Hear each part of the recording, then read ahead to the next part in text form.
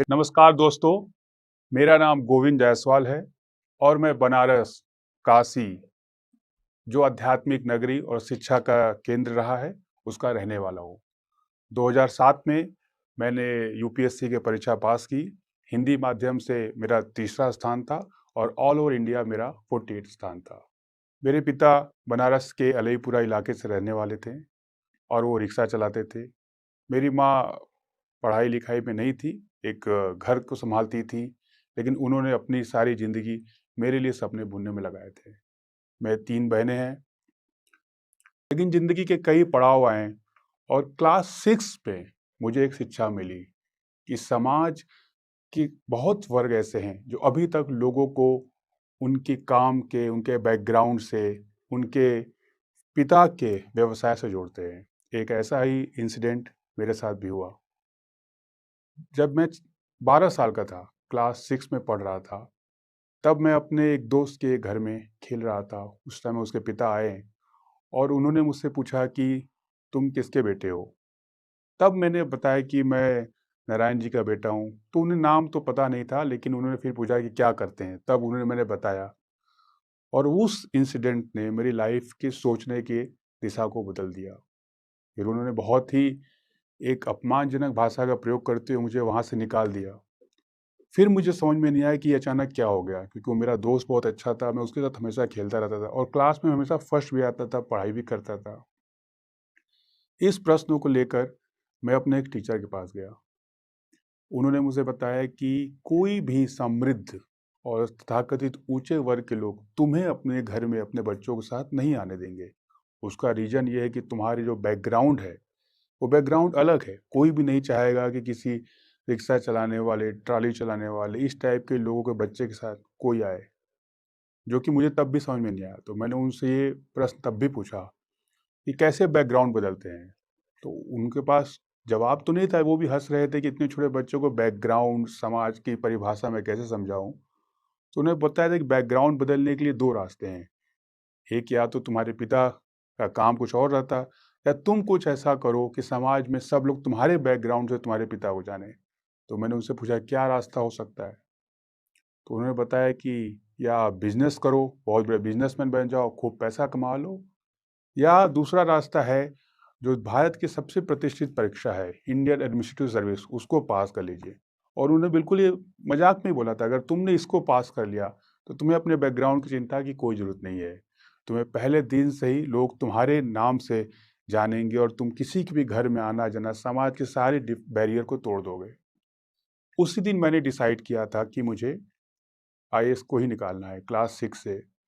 और मुझे कोई रास्ता नहीं पता था, बुक्स नहीं पता थी, कुछ भी आइडिया नहीं था कि क्या करना है। लेकिन मुझे ये पता लगा कि इसके लिए पढ़ाई करनी पड़ती है। क्या पढ़ाई करनी पड़ती है, ये भी नहीं पता। फिर मैंने किसी से पूछा तो उन्होंने बोल दिया तुम न्यूज़पेपर पढ़ा करो। तो न्यूज़पेपर के लिए मैंने अपने सिस्टर से पूछा। मेरी 3 सिस्टर थी और एक बड़ी वाली सिस्टर तो शादी भी हो चुकी थी तब तक। तो दोनों सिस्टर से मैंने पूछा कि न्यूज़पेपर कैसे लें? न्यूज़पेपर उसमें 3 बनारस में मेजर थे, दैनिक जागरण और आज। दैनिक जागरण थोड़ा महंगा था, 3 रुपए का आता था, आज 1 रुपए का आता था। तो फिर मैंने बहुत खोजा तो मेरे बगल में एक डॉक्टर थे।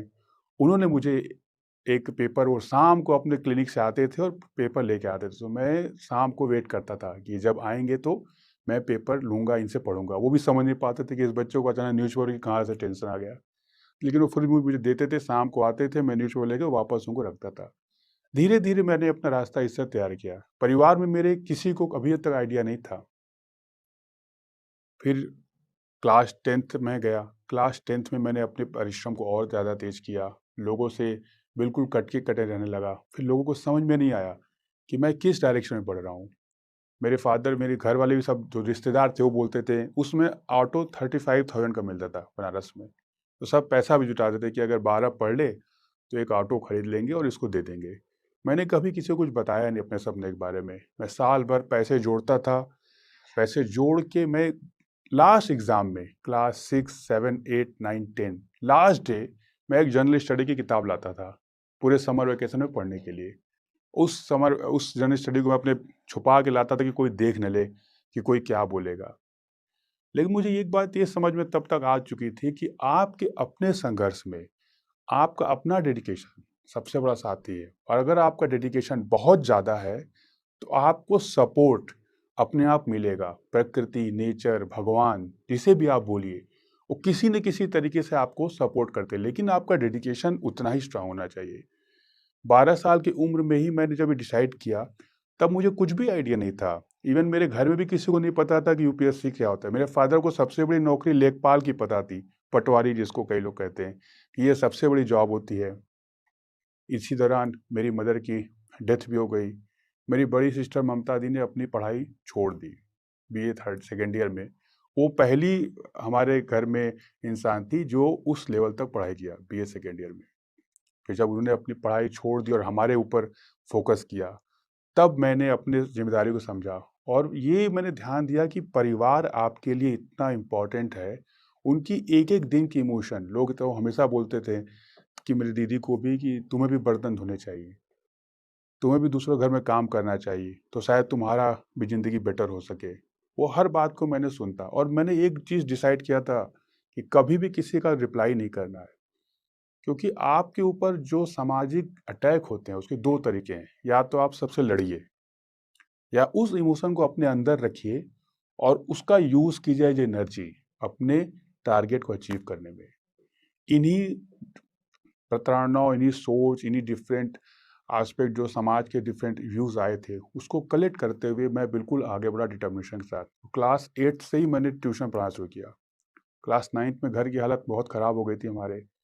पिता की तबीयत थोड़े टाइम के लिए बहुत ज़्यादा ख़राब थी, तो कुछ नहीं था, तो मैंने एक रिटेल जूते के शॉप पर भी जॉब करने लगा। उसमें मुझे 150 रुपये मिलते थे, लेकिन मैंने अपने सपने को कभी कमज़ोर नहीं होने दिया। उसके बाद जब मेरे 6 महीने बहुत मेहनत कर लिया, तो उस शू शॉप के मालिक ने मेरी सैलरी 250 रुपये कर दी। मैं अपने स्कूल के बाद जितना टाइम मिलता था वहाँ जाता था, लेकिन मैंने कभी बताया नहीं। फिर ये भी लोग सोचने लगे कि मैं ऐसा ही कोई जूते का छोटा-सा शॉप सड़क के किनारे भी खोल सकता हूँ। लेकिन एक बात मैं आप सभी लोग को बताना चाहता हूँ कि जब तक आप अपने सपने को अचीव न कर लें, अपने सपने को बहुत डिस्क्लोज़ मत करिएगा, क्योंकि कोई सपोर्ट करने नहीं आएगा। केवल और केवल आपके माँ-बाप या आपके बहन-भाई जो आपके बहुत क्लोज़ हैं, वही सपोर्ट करने आएँगे। और दूसरी चीज़ जो मुझे बहुत इरिटेटिंग लगती थी, लोगों की रोने की आदत, कि मेरे पास ये नहीं है, ये नहीं है, ये नहीं है, मैं ऐसे कैसे करूँगा? जिस परिस्थिति में आप पैदा हुए हैं, जो आपके पास 2 हाथ या 2 पैर हैं, आप रोते तो नहीं कि मेरे पास 10 हाथ होते तो मैं ये काम करता। 2 हाथ से ही आप काम करते, और दुनिया में जितने काम हुए हैं, जितने भी सक्सेस स्टोरी हुई, आपने 2 हाथ से ही लोगों ने किए हैं, एक ही दिमाग से किए हैं। तो रोने वालों का जो डिफरेंट एस्पेक्ट होता है, वो मुझे चीज़ बचपन से इरिटेट करती थी, और आज भी। आप कितना प्रयास करते हैं, वो इम्पोर्टेंट है। नहीं हो पाएगा ये बात तो सोचना ही बेवकूफ़ी है, क्योंकि दुनिया में हर इंसान हर काम करने के लिए कैपेबल है। इसी भावना के साथ मैं आगे बढ़ा, और मैं अपने फादर को भी सांत्वना देता था कि 10 हो गया, अब 12 हो गया। मैं अपना खर्चा तब तक खुद निकालने लगा था। मेरी सिस्टर भी अपना, उसमें मोती की माला होती है, आप में से कई लोग जानते होंगे, उसको आप बीनिए तो शायद 40 माला बीनने पर आई थिंक 6 या 7 रुपया मिलता था उस टाइम। वो भी करती थी। घर इसी तरह हमारा आगे बढ़ा था। फिर मेरी बड़ी सिस्टर की शादी हो गई, छोटी सिस्टर थी उनकी भी शादी हो गई, और ग्रेजुएशन फर्स्ट ईयर से मैं घर में अकेले रहने लगा। और फिर भी मैंने अपने इस सपने को पूरी तरह से किया। और मैंने एक बात और ध्यान दिया कि लोग बोलते हैं कि मेरे पास रिसोर्सेस कम है। रिसोर्सेस कम होने से कोई भी ऐसा चीज़ है जिसको आप अचीव नहीं कर सकते, स्पेशली अब जबकि भारत इतना आगे बढ़ चुका है और डिफरेंट टाइप के रिसोर्स अपॉर्चुनिटी हमारे पास हैं। उसके बाद मेरे दिमाग में आया कि बनारस में रहने और उसके अलावा कुछ गाइडेंस की मेरे पास क्या व्यवस्था हो सकती है। तो मैं अपने फादर को फिर ग्रेजुएशन फाइनल ईयर में बताया कि पिताजी मुझे 2 साल और पढ़ने। वो समझ ही नहीं पाए, ये 2 साल क्यों पढ़ने? ये 2 साल 15 के बाद भी कोई पढ़ाई होती है? ये उनको पता नहीं था। तो फिर मैंने बताया 2 साल मुझे एक पढ़ाई है, इसमें पढ़नी है। फिर बोले कि इसकी पढ़ाई करके क्या होगा? मैंने कहा अगर कुछ पढ़ लिया अच्छे से तो कुछ मुझे काम भी मिल सकता है। तो फिर अब तब मैंने डिसाइड किया कि मुझे दिल्ली आना है। उसी टाइम उनके पैर में सेप्टिक हो गया था। सेप्टिक हो गया, वो अपना इलाज भी नहीं करा पा रहे, थोड़ा बहुत इलाज कराया, फिर भी उन्होंने मुझे बोला कि एक ज़मीन थोड़ी-सी है, वो 40,000 उन्होंने बेचा। और उसी के कुछ पैसे का हम लोग ने थोड़ा बहुत इलाज वो करा पाए, बाकी के 25,000 रुपये मुझे दिए।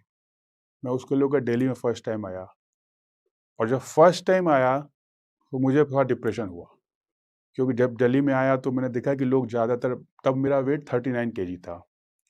तो जब मैं दिल्ली में लैंड हुआ और मैं नई दिल्ली रेलवे स्टेशन उतरा, और उससे जब बाहर निकल के गया, और मेरा एक दोस्त था पहाड़गंज रेलवे स्टेशन पर, उसी से मैं मिला, उसका घर भी पहाड़गंज पर था, तो उसने कुछ दिन, एक दिन के लिए बोला मेरे घर रह जाओ, हम लोग रूम खोजते हैं। तो अब एक मिडिल टाउन का लड़का जब आता है एक बड़े शहर में, उसको और कितना इशू आते हैं। मतलब आप लोगों को देखते हो बहुत आर्टिकुलेटेड, अच्छे कपड़े पहने हुए, तब आपको और भी फील होता है कि आप समाज में कहाँ पर हो। लेकिन वो सारी चीज़ें आपके डिटर्मिनेशन को ब्रेक नहीं करना चाहिए। मुझे भी फील हुआ कि देखने में बिल्कुल अजीब लगता था, फिर भी मैंने अपने डिटर्मिनेशन को आगे बढ़ाया और अपने रूम को खोजा। रूम मुझे मिला 3/7 का। 3/7 के रूम में मैंने पढ़ाई स्टार्ट किया, और मैंने अपनी टिफ़िन भी हाफ रखा। उसके बाद मैंने अपनी परीक्षा के लिए तैयारी शुरू किया। घर वाले भी बात कर रहे थे कि ये इशू है, मेरी सिस्टर के घर में भी कुछ प्रॉब्लम आ गई। तमाम तरह की परेशानियां रहीं, लेकिन उनको अपॉर्चुनिटी की तरह मैंने देखा कि हर एक घंटा जो मैं बर्बाद कर सकता था, या कोई भी बर्बाद कर सकता, उस एक घंटे से मेरे घर के कितने इमोशंस, कितने एक्सपेक्टेशन टूट सकते थे। उनका चेहरा जब मैं शाम को याद करता था चाय पीने के टाइम में कुछ भी, तो मेरे अंदर और ऊर्जा आ जाती थी कि मुझे किसी भी घंटे को बर्बाद नहीं करना। और दूसरी बात थी कि मैंने अपने परिवार को बोला था कि 2 साल की ही पढ़ाई है। 2 साल की पढ़ाई का मतलब केवल एक अटेम्प्ट, क्योंकि अगर दिसंबर में एग्ज़ाम का फॉर्म निकलता है, मई में पहली प्री होती है, अक्टूबर में आप मेंस देते हैं, और अप्रैल में आप अगले 2 साल के बाद अप्रैल में आप इंटरव्यू देते हैं, और मई में रिजल्ट आता है। यानी दिसंबर से लेकर मई तक फुल प्रोसेस अगर आप जाए तो 1.5 ईयर है, उसके 3 महीना पहले तैयारी। मैंने 365/2 720 डेज को पूरा कैलकुलेट किया था। तो एक एक घंटे को मैंने कैलकुलेट करके रखा था कि एक एक घंटा का मैं क्या हो सकता है। पैरेलली मुझे ट्यूशन भी खोजना पड़ा। ट्यूशन में मैंने पढ़ाना शुरू किया, अपने टिफ़िन को हाफ़ कर दिया, क्योंकि मैं खाना खाता तो उसमें फुल टिफ़िन खाना 1200 का आता था। चाय भी उसमें 5 रुपए की होती थी एक, और हाफ़ लीजिए तो 3 रुपए की। ये पूरा कैलकुलेशन करने के बाद रूम, खाने के में और चाय के साथ मैंने जोड़ा तो मेरा अराउंड 2400 आता था। 1700 रूम का, 800 आप खाने का, और चाय का अगर आप दिन में एक बार भी पिए। मैंने अपने आप को लिमिटेड इतना रखा। कोई 3 साल में, पूरे 2 साल में कोई कपड़ा नहीं लिया, और मेरे पास जितना भी पैसा फिर बचता था मैं डिफरेंट मैगज़ीन, न्यूज़पेपर लेता था। अब मैं रोज़ लोगों को बोल सकता था कि रोज़ कभी कोई मूवी जा रहा है, कभी कोई बतरा जा रहा है, कोई अल्पना जा रहा है। लेकिन फिर भी अब अपने घर वालों को याद रखता था कि मेरे फादर तो वहाँ तब तक सेप्टिक से पैर इतना ख़राब हो चुका था कि मेरे रूम और सिटी स्टेशन में लगभग 250 मीटर का डिस्टेंस था। वो 250 मीटर वो क्रॉल करके जाते थे, क्योंकि वो खड़े भी अब नहीं हो सकते थे। मुझे कई लोगों ने फ़ोन भी किया तब तक कि तुम्हारे फादर की इतनी तबीयत ख़राब हो गई, तुम दिल्ली में मौज कर रहे हो। तो वो भी सिचुएशन बहुत टफ होता है जब लोग आपको अटैक करते हैं बिना समझे हुए, और ये होगा। हम में से कोई भी ये सोचता है कि ऐसा नहीं होगा तो ये पॉसिबल नहीं है। ये होगा ही होगा, और आपको इसके लिए तैयार रहना है। ये आपका रास्ता है, आपका तरीका है, आपका उद्देश्य है। उसके लिए पूरा सैक्रिफाइस आपको ही करना है, कोई और नहीं आएगा। और आप उसको जवाब देते रहें, कन्विंस करते रहें, कभी आप उससे सॉल्व नहीं कर पाएँगे। आपको अपने एक्शन से, अपने अचीवमेंट से ही लोगों को जवाब देना है। ये बात को आपको हमेशा समझना है।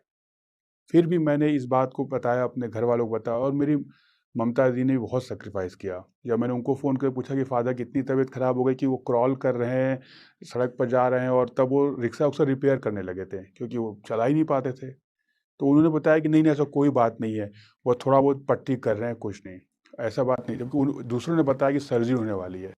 तो उन्होंने भी मुझे कुछ फैक्ट छुपाए ताकि मेरा ध्यान डिस्ट्रैक्ट हो जाए। उनकी भी हालत इतनी ख़राब हो चुकी थी, मेरी सिस्टर भी रेलवे स्टेशन पे जाके सुसाइड करने वाली थी। इस तरह की सिचुएशन घर पर आ गई थी, और वो रेलवे ट्रैक पे जाके खड़ी भी थी, और कोई उनको पकड़ के लेके आया था। और एक बार, दूसरी बार गई तो उन्होंने मेरे बारे में सोचा कि अगर मैं कुछ कर लूँगी तो गोविंद अपने आप को परीक्षा में बिल्कुल फोकस नहीं कर पाएगा।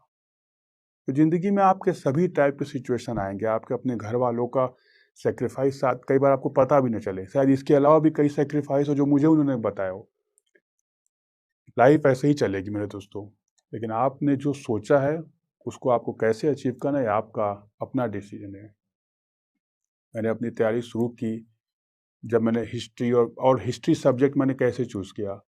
मैं जब दिल्ली आया था तो किसी ने एक तैयारी करने वाले जा रहे थे हिस्ट्री की, उनका प्रिपरेशन था, वो चारों अटेम्प्ट खत्म हो गए थे। तो मैंने उनसे पूछा क्या लेना चाहिए, तो उन्होंने कहा कि मेरे पास तो हिस्ट्री की बुक्स है, मैं तो हिस्ट्री पढ़ा, तो मैंने हिस्ट्री ले लिया। मेरा सब्जेक्ट मैथमेटिक्स था। अगर वो मुझे केमिकल इंजीनियरिंग की किताब दे दी तो फ्री में मैं केमिकल इंजीनियरिंग ले लिया होता। डिपेंड करता है कि मेरे पास जो भी चीज़ मुझे फ्री में मिल गई मैंने ले लिया। दूसरी सब्जेक्ट फिलॉसफी, एक धर्मेंद्र कुमार मिल गए थे, उन्होंने बोला कि मैं तुम्हें कुछ गाइड कर दूंगा, क्योंकि वो फिलॉसफी के टीचर थे। अगर ज्योग्राफी का टीचर मिला होता कि ज्योग्राफी का गाइड कर दूंगा, मैं ज्योग्राफी ले लेता। सब्जेक्ट मेरे लिए इंपॉर्टेंट थे ही नहीं, और न ही मेरा किसी सब्जेक्ट में कोई इंटरेस्ट था। मेरा केवल और केवल फोकस अपने उद्देश्य में था। सब्जेक्ट में इंटरेस्ट होता तो मैं किसी सब्जेक्ट का प्रोफेसर बनने के लिए ट्राई करता। मेरे उद्देश्य या आपके जो उद्देश्य हैं उसको अचीव करने के लिए टूल्स पर मत इंटरेस्ट, टूल्स में प्यार नहीं होना चाहिए। वो टूल्स या वो इंस्ट्रूमेंट आपके सब्जेक्ट को या ऑब्जेक्टिव को अचीव करने के लिए। मेरा किसी सब्जेक्ट से कोई लगाव नहीं था। मैंने उन दोनों सब्जेक्ट में, चूंकि एक फ्री में बुक मिल गई, एक फ्री में टीचर मिल गया, इसी तरह उन दोनों की तैयारी शुरू किया और पहला फॉर्म भरा यूपीएससी का, यूपीपीसीएस का। रिजल्ट आया, दोनों के प्री मेरे क्वालिफाई हो गए थे। यूपीपीसीएस का भी प्री आया, उसमें भी मेरा क्वालिफाई हो गया। मैं कई बार लोग मुझसे पूछते हैं कि अगर आपका फर्स्ट अटेम्प्ट में नहीं होता तो क्या होता। जब किसी भी उद्देश्य से आपने अपने आप को अटैच कर लिया है तो वो उसको आप अल्टरनेटिव फिलहाल मत सोचिए कि अल्टरनेटिव मैं क्या करूंगा। अल्टरनेटिव से आप थोड़े वीक हो जाते हैं। दो इसके अप्रोच हो जाते हैं कि आप लाइफ में सरवाइव करने के लिए अल्टरनेटिव होना चाहिए, वो अच्छी बात है, आप इंजीनियर हैं, डॉक्टर हैं, जिंदगी में आप सरवाइव कर ही सकते हैं। लेकिन ये सोच के चलना कि ये नहीं होगा इसलिए मैं ये रखूं, ये वैसी बात हो गई कि अपने अपने पास एक हॉस्पिटल या डॉक्टर का नंबर लेके चलना कि अगर ड्राइव कर रहा हूँ एक्सीडेंट हो गया तो मैं किस डॉक्टर के पास या किस हॉस्पिटल में जाऊंगा। एज ए सेफ्टी मेजर आपने हमेशा अपने पास किसी डॉक्टर को रखा है, लेकिन ये एक नेगेटिव थॉट लेके कि मैं ड्राइव कर रहा हूँ और एक्सीडेंट होगा इस हॉस्पिटल में जाऊंगा, ये बड़ा नेगेटिव थॉट मुझे लगता था। हर उम्र की अपनी एक सोच होती है, एक पड़ाव होता है, उस उम्र में मैंने यही सोचा था। तो मैं अपनी सिस्टर को समझाया था कि नहीं दीदी, यूपीएससी की परीक्षा मैं दूंगा, सेंटर दिल्ली में ही है और मैं इसमें बिल्कुल फोकस हूँ, और मैंने अपनी सारी रिसोर्सेज, जो भी मेरे पास थोड़ा बहुत पैसा था, मैंने इसके हिसाब से अपने आप को तैयार किया हुआ है। गाजियाबाद आना जाना रहने के लिए भी उसमें तो हालत बिल्कुल नहीं थी, क्योंकि तब तक फादर की तबीयत डिटेरिएट हो चुकी थी बहुत ज़्यादा। किसी ने मुझे उसमें ये भी फ़ोन करके बताया कि तुम्हारे पिता तो इतनी हालत ख़राब है कि वो रोटी और अचार को पानी में डाल के खा रहे हैं, सब्जी के लिए पैसे नहीं थे। वो टाइम मेरे लिए बहुत टफ था कि ये कि ज़िंदगी में कई बार ऐसे समय आते हैं कि आप समझ नहीं पाते कि किधर की तरफ जाना चाहिए। फिर मैंने यही सोचा कि मैं अगर वापस चला गया तो डेफिनेटली इस टाइम अपने पिता की ज़िंदगी को थोड़े टाइम के लिए मैं बेहतर कर सकता हूँ। शायद अचार से उनको कोई सब्जी ला के दे सकता हूँ अगर मैं कोई काम करने लगूँ। या तो अगले 5-6 महीने में पूरी अपनी ताकत झोंक दूँ और उनको ज़िंदगी में उनकी ज़िंदगी को बेटर कर पाऊँ, और वो जो एक सामाजिक कलंक हम लोग पर है कि हम ये काम करते हैं, वो काम करते हैं, उससे उनको आगे ले जा पाऊँ। इसी सोच के बाद मैंने यूपीएससी मेंस पर पूरी तरह से फोकस किया, और वो तैयारी मैंने इस तरीके से की कि मैं आज भी सोचता हूँ तो डिटर्मिनेशन मैं खुद समझ नहीं पाता कि आपका परिवार आपको कितनी ताकत दे सकता है। जब जनरल स्टडी या हिस्ट्री के बाद फिलॉसफी का पेपर आया तो लगभग 3-4 दिन तक मैं वॉक करते करते करते करते पढ़ाई कर रहा था, ताकि मुझे नींद ना आ पाए। उस दौरान पैर भी हमारे कट गए थे उस चप्पल से, खून भी निकलने लगता था, लेकिन मैंने 72 आवर्स एक बार कंटिन्यूअस स्टडी किया था फिलॉसफी के लास्ट पेपर के लिए। खाने का पीने का भी मैं भूल गया था, और हालांकि मैं लोगों को सजेस्ट करता हूँ कि वैसा न करें, क्योंकि उसके बाद जिस दिन परीक्षा देकर आया उसके बाद मेरी तबीयत बहुत ख़राब हो गई थी, क्योंकि मैं अपनी ताकत अंतरात्मा तक से झोंक कर आया था, मेरे इंटेस्टाइन चिपक गए थे, क्योंकि पानी की इतनी ज़्यादा शॉर्टेज हो गई। और उस समय तो बिल्कुल एहसास नहीं हुआ, लेकिन जिस दिन लास्ट पेपर दिया और लास्ट पेपर देने के बाद वापस आया और बैठ के पहला रोटी का टुकड़ा लिया, तो रोटी अंदर जा ही नहीं रहा था, क्योंकि तब तक सारे इंटेस्टाइन अंदर से चिपक चुके थे। And it took 6 month to normal diet में आने पर। लेकिन उसके बाद ज़िंदगी में बहुत सारे इशू आए, लेकिन ये मैं आप सबको सजेस्ट करूँगा कि स्वास्थ्य का भी ध्यान रखना है। और ज़िंदगी में हर समय हर चीज़ में बैलेंस मैं नहीं कर पाया कि इतना फोकस भी करूं, इतना स्वास्थ्य का भी ध्यान लूं। लेकिन मेरा फोकस उस लेवल तक जा चुका था कि मैं अपने शरीर को भी भूल रहा था कि मेरी क्या लिमिटेशन है शरीर की। यूपीएससी के मेंस देने के बाद मैं वापस घर आया और घर पर मैंने फादर की हालत देखी तो और भी हो गया, क्योंकि उनका जो सर्जरी भी करवाया घर पर, वो कहते हैं ना कि उसमें जो शून्य करने के लिए इंजेक्शन लगाता है वो भी नहीं लगाया डॉक्टर ने, वो उसी तरह लाइव कर दिया, क्योंकि अच्छे डॉक्टर के पास जाने की भी हमारे पास वो नहीं थी। तो घाव बढ़ चुका था, मुझे ये समझ में आ चुका था कि मेरे पास 3 से 4 महीने ही है और जितनी जल्दी मैं अपने आप को प्रिपेयर कर पाऊँ। अब सिस्टर को भी मैंने अपने आप को बहुत समझाया, वो भी मुझे मैं उनको पकड़ रोने लगा कि अगर इससे ज़्यादा मुझे पढ़ाई करनी पड़ी तो शायद मैं मर जाऊंगा, क्योंकि मैंने अपनी शरीर के सारे लिमिटेशन को क्रॉस करने की कोशिश किया था। फिर जब मैं दिल्ली वापस आया तो फिर मैं मजबूत हुआ, और आप विश्वास मानिए फिर मैंने अपनी ही गलती को पॉइंट आउट किया कि इस साल तैयारी मुझसे ये हुआ, ये हुआ, ये हुआ, ये गलती हुआ, अगर अगले साल देना पड़ा तो इस सब गलती को मैं कैसे काउंटर करूंगा। मैंने ये भी सोच रहा हूँ कि 6 महीने ही टाइम है, और लेकिन मैं अगले अटेम्प्ट का भी तैयारी करना शुरू कर दिया, क्योंकि इमोशनल एस्पेक्ट आपके जीवन के व्यवहारिक चीज़ों को कभी भी वो ना कर पाए, कि हो सके कि ना हो, किसी वजह से हो सके कम रैंक आ जाए तो मैं क्या करूँगा, तो बैठ कर रोना तो नहीं है। तब मैंने अगले साल की भी तैयारी करना शुरू कर दिया कि और पहले अपने ही 20 मिस्टेक निकाले जो मुझे ही नहीं, मुझे अपने आप को, मैं अपना सबसे बड़ा आलोचक था। मैंने ज़िंदगी में जिस जिस परीक्षा में अपनी असेसमेंट किया, मैं उससे ज़्यादा हमेशा 20 से 25% मेरे आते थे, क्योंकि मैं अपना बहुत टाइट असेसमेंट करता था। मैंने 10th में असेसमेंट जितना किया उससे मेरा 27% ज़्यादा आया। 12th में जितना असेसमेंट किया उससे भी ज़्यादा मेरा 30% के अराउंड आया। ग्रेजुएशन में भी यही रहा। तो मेरा असेसमेंट इतना टफ होता था मेरा खुद का, कि मेरे हमेशा रिजल्ट उससे बहुत आगे आता था। तो मैंने जब अपने ही 20 मिस्टेक निकाले और 20 मिस्टेक के बाद मैंने ये सोचा कि मैं इसको अगले साल और भी एनर्जी लगा कर पूरा करूँगा, अगर किसी वजह से कोई एडवर्स रिपोर्ट आती, एडवर्स कुछ होता है कि मेरा रैंक ठीक ना आ पाया, मेरा नहीं हो पाया। और इसके साथ-साथ मैं घर को भी देख रहा था और अपने सारा ट्यूशन मैंने खुद ही करना शुरू किया। नवंबर का महीना फिर स्टार्ट हुआ, फिर ट्यूशन पढ़ाना फिर प्री स्टार्ट किया, और फिर उसके बाद मेरा इंटरव्यू का रिजल्ट आया। इंटरव्यू का रिजल्ट आया तो सारे बहुत खुश थे कि फर्स्ट टाइम इंटरव्यू में तक पहुंच गए, मैं पहुंच गया। लेकिन मुझे टेंशन आ गया कि कपड़े क्या पहनने हैं, क्योंकि मेरे पास तब तक कोई कपड़े भी नहीं थे। मैंने अपने एक फ्रेंड से पूछा, तो शूज़ तो मैंने उसके ले लिए। शूज़ को उसकी हाइट में से थोड़ी कम थी, फिर भी मैंने उसके शूज़ को कुछ खींच-खींच कर पहन लिया। टाई भी पहन लिया, लेकिन पैंट शर्ट तो किसी का भी फिट नहीं आ सकता, और 3 साढ़े 3 साल से मैंने कभी कपड़े कोई लिए ही नहीं थे। तो बहुत हिम्मत करके, उसमें मेरे पास भी पैसे नहीं बचे थे, कपड़ों के लिए तो बचते नहीं थे दिल्ली में, किसी तरह से रहना खाना हो पाता था।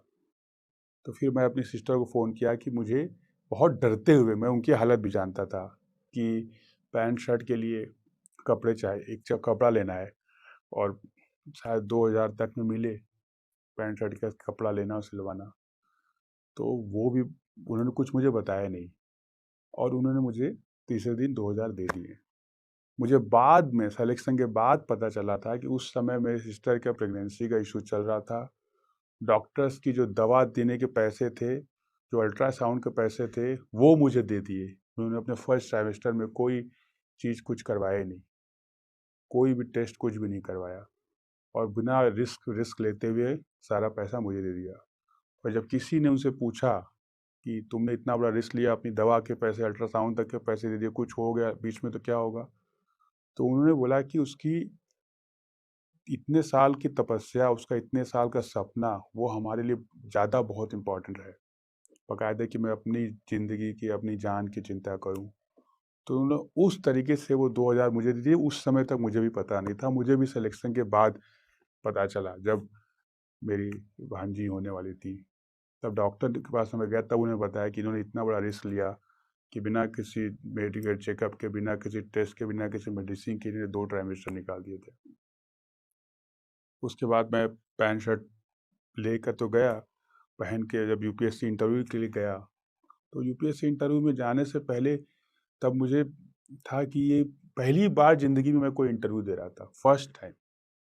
और तब तक वही 39 या 38 केजी का बिल्कुल स्केलेटन, किसी तरह से पैंट शर्ट ऊपर फिट जो हो पाया, और टाई और टाई भी मैंने किसी का मांगा, शूज़ अपने दोस्त का पहन के किसी तरह मैं गया इंटरव्यू देने। इंटरव्यू देने के लिए जब मैं बैठा, तब काफ़ी लोग थे जो एक्सपीरियंस थे, काफ़ी आर्टिकुलेटेड थे, काफ़ी बहुत हैंडसम भी लोग थे और मुझे बड़ा फ़ील होता था कि इन सब के सामने कैसे मुझे चूज़ करेंगे। मेरी तो मैं हिंदी मीडियम का ठेठ बनारस का आदमी था कि इसको इंग्लिश के बारे में कोई विशेष जानकारी भी नहीं थी। जब मैं लेकिन इंटरव्यू के सामने जब बोर्ड का ग्रुप बना और मुझे बोला गया कि अगले आप हैं, तो ये मेरे दिमाग में बहुत प्रश्न आ रहा था कि मैं क्या सोचूँगा? मतलब क्या सोचना चाहिए इतने बड़े लोग, उसमें कई सारे सीनियर ब्यूरोक्रेट। मैं तो तहसीलदार और लेखपाल भी देख लेता था तो मेरे लिए बड़ी बात होती थी। इंस्पेक्टर हमारे इलाके में आ जाए तो हम लोगों को पसीना आ जाए कि बहुत बड़ा अफ़सर आ गया।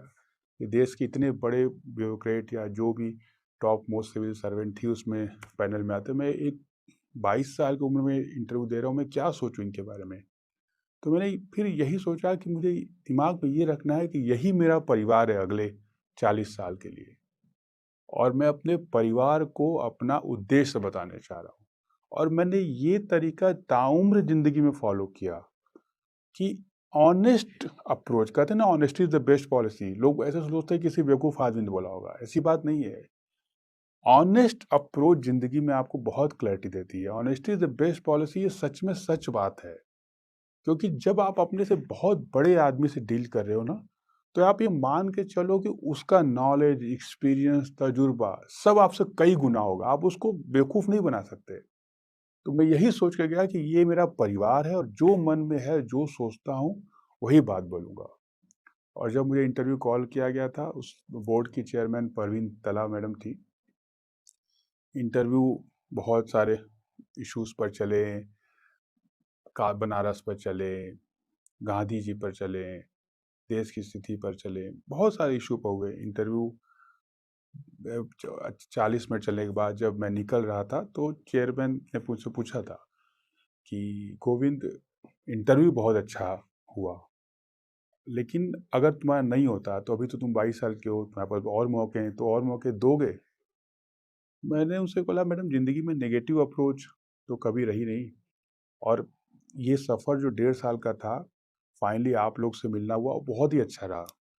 और मैंने वही अपने बेसिक प्रिंसिपल को दोहराया कि गाड़ी चलाते हुए हॉस्पिटल का एड्रेस लेके चलने की मेरी आदत नहीं है।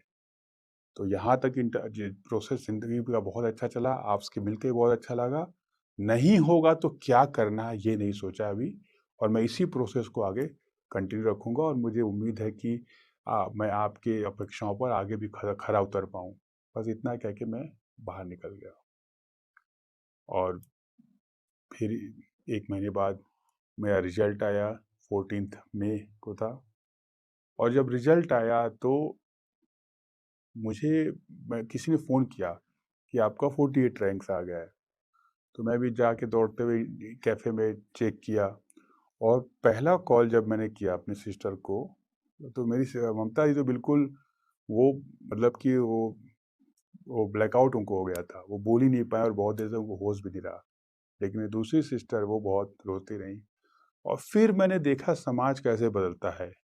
कितने सारे लोग कॉल, मेरे घर पर 2-3 दिन तक भीड़ रही, कई जाने के लिए लोग, जो मेरे रिश्तेदार जिनको मैं खुद नहीं जानता था, वो मुझे फ़ोन कर रहे कि तुम्हारे घर पर जाना चाह रहे हैं, लेकिन भीड़ है, किसी से मिल ही नहीं पा रहे और मैं यहाँ दिल्ली में और कोई किसी से पता ही नहीं क्या हो रहा है अचानक, उसमें भी बहुत मीडिया वाले, न्यूज़ वाले आते थे। तब मैंने देखा कि समाज या सोच कैसे बदलती है लोगों की, आपके बैकग्राउंड, सो कॉल्ड बैकग्राउंड, जिसको मैं क्लास 6 से चेंज करने की कोशिश कर रहा था, फाइनली वो चेंज हुआ बैकग्राउंड। और आपके कहते हैं ना, कंटेंट पर फोकस न करके दुनिया आपके बैकग्राउंड पर फोकस करती है।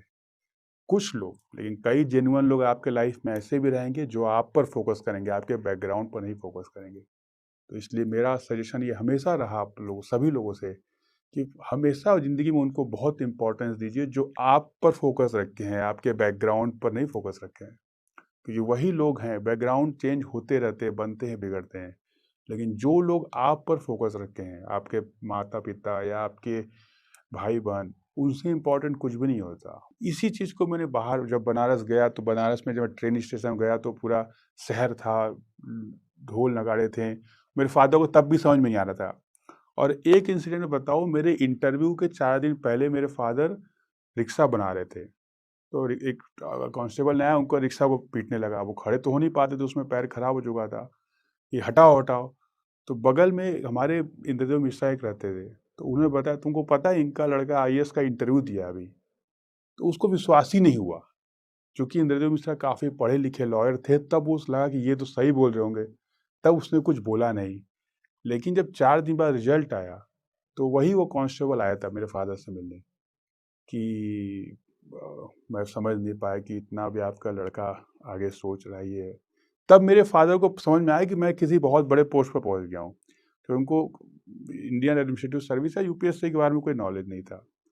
चीज़ें ऐसे मोल्ड होती है, लेकिन मुझे उसकी चिंता नहीं था। मुझे ये था कि उनको ये समझना, जब बनारस के कई सारे कुछ पॉलिटिशियन, एमएलए, एमपीज भी आए, उनसे मिले, तब उनको जो आंखों में मैंने चमक देखी, जिंदगी में रिस्पेक्ट जब पहली बार मिला उनको समाज के हर तबके से, उसी चमक के लिए मैंने ज़िंदगी में क्लास 6 से तैयारी किया था। 12 साल की उम्र से लेकर 22 साल की उम्र तक। वो जो 10 साल का मेरा संघर्ष था, उसी एक चमक के लिए मैंने तैयारी किया था। और अपनी भी मेरी सिस्टर को जिन लोगों ने बोला था कि उन्हें बर्तन मांजने चाहिए, ये करने चाहिए, उस हिसाब से भी मैंने उनके भी आँख में चमक देखी। इन्हीं 2 लोगों की आँखों में चमक के लिए मैंने 10 साल मेहनत की। तो मेरा यही आप सभी लोगों से है कि ज़िंदगी में आगे बढ़िए, अपने परिवार से बेहद लगाव रखिए, फिर एक बेहतर इंसान आप अपने आप खुद बन पाएँगे। और डेडिकेशन, कमिटमेंट में कभी भी कोई कमी हो तो अपने परिवार को देखिए, उनकी सोच, उनकी चाहत को देखिए, वही सबसे बड़ा मोटिवेशन का काम करती है। मेरे लिए तो एटलीस्ट वही काम किया और आज भी वही काम कर रहा है, जब मैं अपने कर्तव्यों का निर्वहन कर रहा हूँ। आप सभी के लिए मेरे शुभकामनाएँ, और मैं बिल्कुल आशा करता हूँ कि ज़िंदगी में हम सभी एक बेहतर इंसान बन पाएँ। और hard work is the key, dedication is the additional point. इन दोनों को लेकर आप आगे बढ़ेंगे। मेरी आप सभी के लिए हार्दिक शुभेच्छा। धन्यवाद।